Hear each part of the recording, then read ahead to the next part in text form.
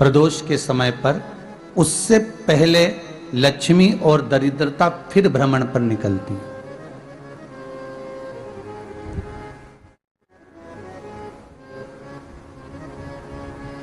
शिव भ्रमण कर कर जब वापिस आ जाते हैं, हिंदू धर्म में पीपल के वृक्ष की जो गणना वराह पुराण में करी गई है, 4 बजे से 7 बजे तक शिव के भ्रमण का समय बताया है शाम को। तो 7 बजे से लेकर फिर रात्रि 9 बजे तक लक्ष्मी और दरिद्रता फिर भ्रमण पर जाती है। इनका एक समय निश्चित है महाराज। भ्रमण कर कर आ जाना। अब इस बीच में जब लक्ष्मी और दरिद्रता दोनों निकल कर जा रही हैं, तो दोनों एक भाव रख कर जाती हैं कि आज हमको कहां प्रवेश करना।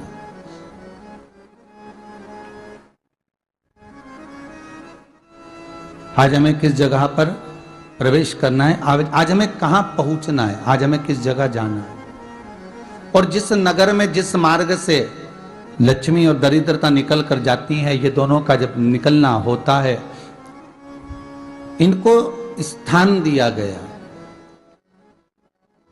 जहां पर स्वच्छता हो, घर के दरवाजे पर रंगोली डली हुई हो, द्वार पर जल छीटा गया हो। महाराज, उस द्वार पर लक्ष्मी प्रवेश करती है तो दरिद्रता भी जाने लगती है अंदर। जब दरिद्रता अंदर जाने लगती है तो लक्ष्मी उसको रोक देती है। पहले मैं देखकर आती हूं कि तेरे लिए स्थान है कि नहीं, तू यहां रुक।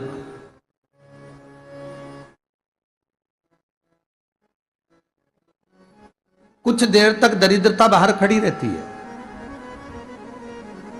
और लक्ष्मी जी की बड़ी बहन जब दरिद्रता बार बार अंदर जाने का प्रयास करती है तो लक्ष्मी जी कहती हैं, जी तू इतनी बड़ी होकर तुझे मालूम है, तू तेरा सम्मान होना चाहिए, आदर होना चाहिए, और तू अंदर चली जाए और कोई तेरा सम्मान ना करे तो कितना बुरा लगेगा, इसलिए तू बाहर खड़ी रहे, मैं अभी आई।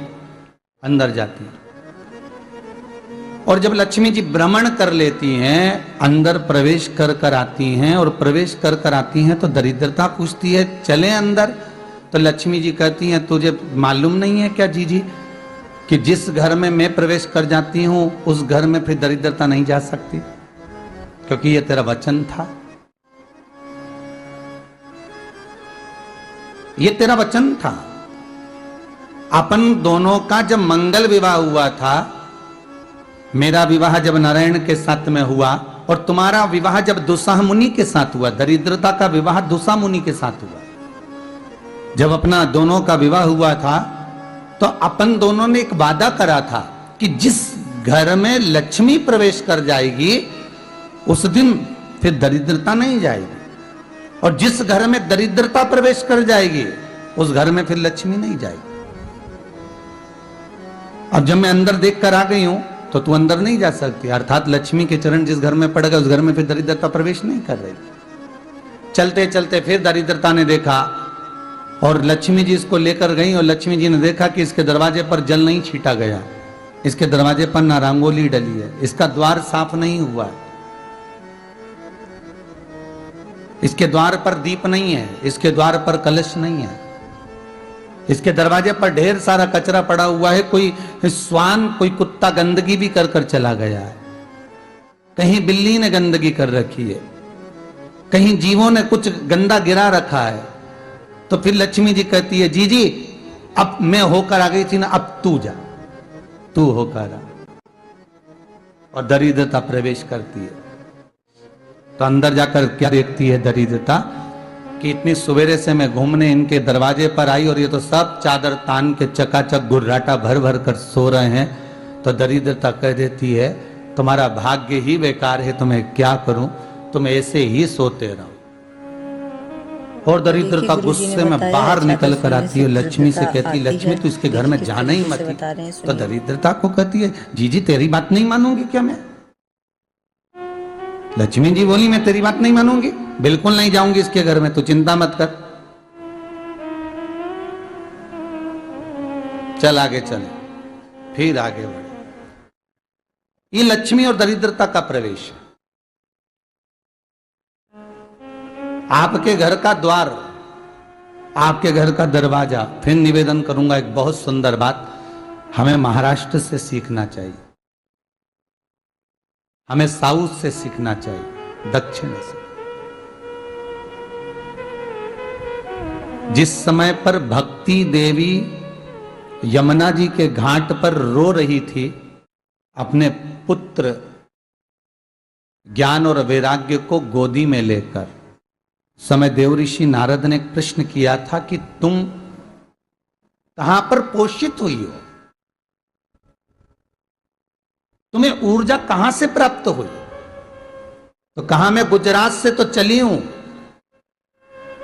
और वहां से चलती चलती भक्ति देवी कहती है मैं बहुत दुखी होकर, बूढ़ी होकर, द्रवित होकर, बड़ी दुख में वहां से चलते चलते जब मैं महाराष्ट्र में पहुंची तो मैंने वहां जाकर देखा कि वहां पर लोग हर पल हर घड़ी ब्रह्म मुहूर्त में उठकर स्मरण करते हैं, नाम जाप करते हैं और दरवाजे पर जल छीट कर रंगोली डालते हैं। तो कह रही है कि वहां पर मैं थोड़ी अवस्थावान होने लगी, वहां मुझे अच्छा लगने लगा। फिर जब मैं और आगे पड़ी, दक्षिण में जब पहुंची, वहां पर जाकर मैंने देखा कि सुबह से उठकर मंगलाचरण, मंगला स्तोत्र और वेदों की ध्वनि होने लगी। वहां पर मैं और आनंदित हो गई।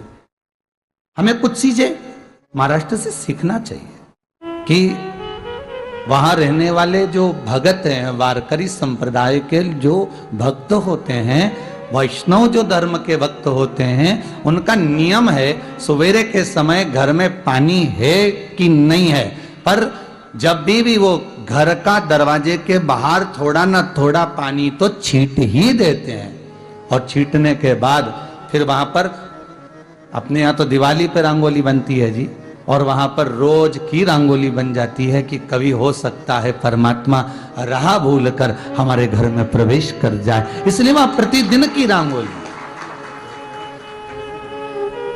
प्रतिदिन।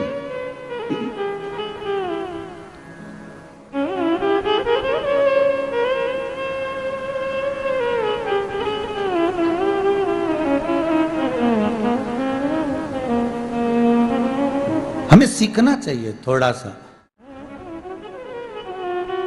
आज के जमाने में तो बहू अपने कमरे की झाड़ू लगा ले, वो ही बहुत बड़ी बात है। हो खड़ी खड़ी बहू ये देखती रहेगी कि नौकरानी सही से झाड़ू लगा रही, वहां से लगा के लाओ, इधर से हेड के ले जाओ, वहां से कचरा सोरो, वहां से पोछा लगाओ। खड़ी रहेगी, उंगली से बताती रहेगी, पर इतना नहीं बनेगा कि सेविका से, नौकरानी से, दासी से कह दे कि तू मम्मी पापा के कमरे की लगा ले, मैं मेरे कमरे की लगा लूंगी, तू जा उधर। थोड़ा दया का भाव अगर होता तो उसके मन में भी आता कि मेरी बड़ी सेठानी तो अपनी जगह पर है, पर छोटी तो सेठानी की भी बड़ी सेठानी है जो मुझ पर करुणा करती रहती है। पर बड़ी तो कहे कि बेटा रहने दे, तू उधर ले जा, जब भाभी के कमरे में देख ले जा, उसके बच्चों का बड़ा फैलारा रहता ना, तू उधर देख ले जा, तो जरा उधर, मां उधर भेज रही है।